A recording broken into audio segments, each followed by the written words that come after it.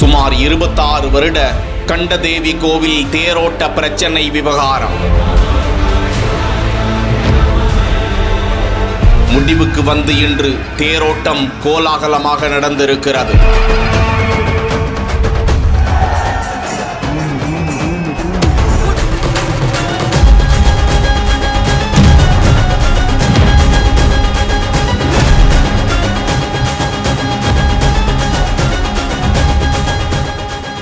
மூன்றாயிரம் போலீசார் பாதுகாப்பு பணி, பதற்றத்திற்கிடையே நடந்த தேரோட்டம்.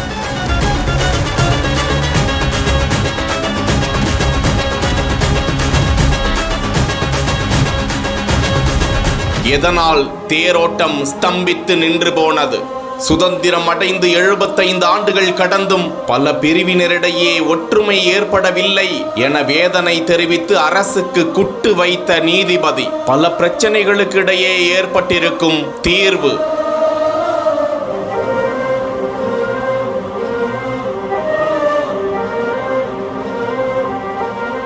கண்டதேவி கோவில் தேரோட்டம் கண்டு வந்த பிரச்சனை என்ன?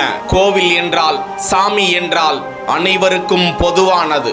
ஆனால் பல ஆண்டுகளாகவே பல பகுதிகளிலும் ஒரு சிலர் கோவில் வழிபாட்டில் வரக்கூடாது, தேர் ஊர்வலம் அந்த தெரு பகுதிகளில் செல்லக்கூடாது, இந்த சமூகத்தை சேர்ந்தவர்கள் கோவிலுக்குள் வரக்கூடாது என பல பிரச்சனைகள் இருக்கத்தான் செய்கின்றன.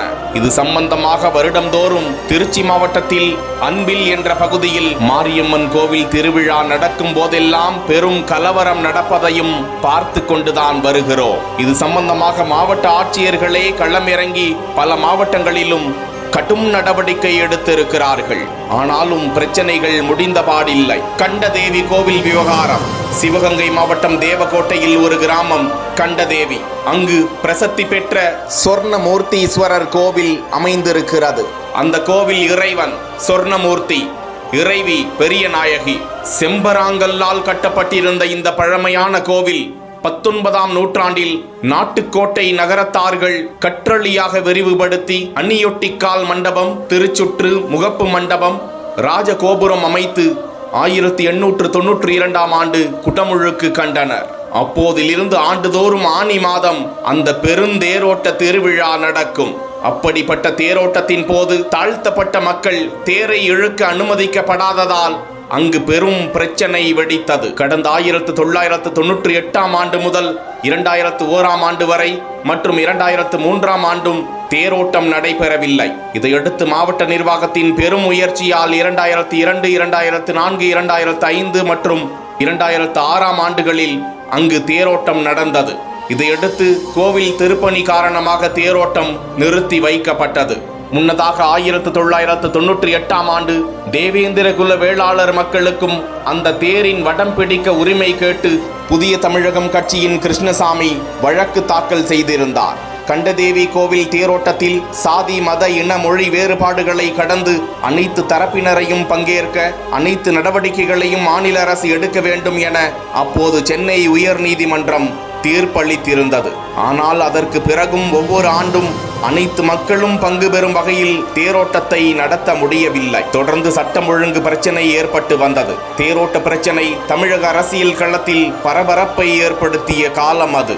கோவில் குடமுழுக்கு பணி, அதை தொடர்ந்து புதிய தேர் செய்யும் பணியை காரணம் காட்டி 2005ஆம் ஆண்டு முதல் தேரோட்டம் நிறுத்தப்பட்டு விட்டது. இதனை அடுத்து சிவகங்கை மாவட்டம் கண்டதேவி பகுதியை சேர்ந்த மகா சிதம்பரம் என்பவர் உயர்நீதிமன்ற மதுரை கிளையில் மனு ஒன்றை தாக்கல் செய்தார். அதில் பிரசித்தி பெற்ற கண்டதேவி கோவில் ஆனி மாதத்தில் நடைபெறும் தேர் திருவிழா தற்போது வரை வெள்ளோட்டம் செய்யப்படாமல் உள்ளது. தேர் வெள்ளோட்டத்திற்காக ஏற்பாடுகளை செய்ய வேண்டும் என 2019ஆம் ஆண்டு வழக்கு தொடர்ந்தார்.